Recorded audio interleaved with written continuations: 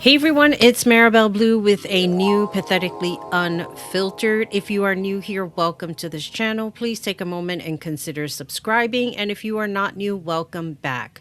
I'm rushing through this because I want to go ahead and record this, edit as soon as possible, and post this up. I woke up at 3 o'clock this morning and I'm seeing a notification that Lindsey Graham had died. I was in a state of shock. I mean, this is something that I don't think anyone ever expected. I'm going to go ahead and play this video from the 10 Tampa Bay News, and then we're going to come back and talk about also Mitch McConnell is very much alive. So let's go ahead and get started. And now to the death of Senator Lindsey Graham. Just an hour ago, a medical examiner revealing Graham died from a rupture due to hardening of his arteries. The Republican South Carolina senator had just returned to Washington from a trip to Ukraine. Jen Sullivan has details on his career. Senator Lindsey Graham seen here meeting with Ukrainian President Volodymyr Zelensky Friday in Kyiv. Hours after returning to Washington, first responders were called to his home. EMS 6 responders, close to 87 Medic 7 on scene, cardiac arrest. EMS 6 responders, close to 87 Medic 7 with cardiac arrest. His office confirming the South Carolina senator had died following what a spokesperson called a brief in sudden illness Saturday. The statement saying his family appreciates prayers and asks for privacy. What a terrible loss it is. He's a great politician. Flags at the White House and Capitol were lowered to half staff in honor of the senator. Graham was elected to the U.S. Senate in 2002. He was known as a foreign policy hawk and was a leading voice for the unwavering U.S. support for Israel and Ukraine. He was admired by politicians on both sides of the aisle.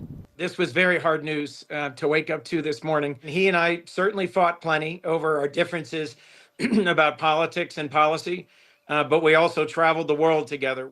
He was a prominent voice in the Republican Party and ran for president in the 2016 race, but lost the Republican nomination to Donald Trump. When I was a new senator, he welcomed me in. He knew that my path was different. He understood the power of change in South Carolina.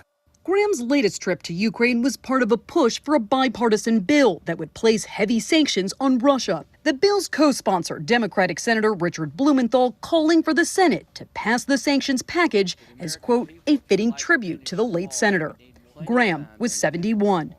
I'm Jen Sullivan reporting. Now, everyone who follows me on this channel knows that I'm not like some political expert here. Yes, I have heard of Lindsey Graham. I know that people have said terrible things about him, and there are people who have said wonderful things about him. And I'm not going to get into the whole, about his personal life, his history. I'm not going to get into all that because at this point right now, it is irrelevant. It's an event that took place and it happened. And I guess we're going to see from here what are the next steps, what's going to happen. Now, while I'm sure that there are people who are celebrating and are very much well versed in what kind of a person he is, I am just curious to see what is going to happen next. And with the next story I'm going to share with you is Mitch McConnell is very much alive. He mentioned that the reason why he kept quiet was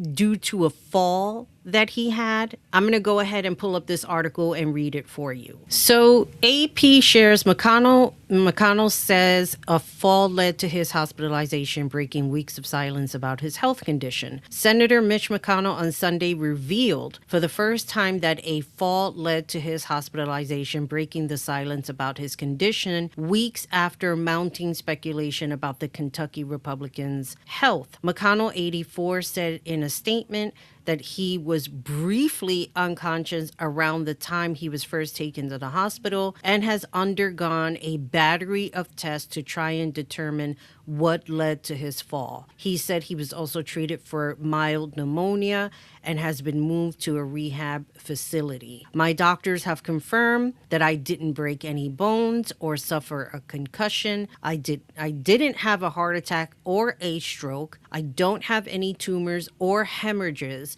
McConnell said, adding that he is now regaining my strength. Now, there are people who have made many of speculations, the conspiracy theories, to come out and make up all these assortment of conspiracy theories. I really do not understand what is going on. I mean, I would think in public service, basically, when you're serving the public, you should be open about your health, everything that's going on. I mean, if there are people who are genuinely concerned about this man, they want answers. They want to understand what is going on. And for some reason, this regime likes to keep everything a secret and share the information as we need to know.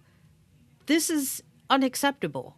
Things need to change tremendously if we are all going to be voting in November for the midterms. So with all that being said, I'm going to leave it at that. Let me know your thoughts in the comments. And as always, remember, be good to yourself, be good to each other. Most importantly, take care of you. Bye, everybody.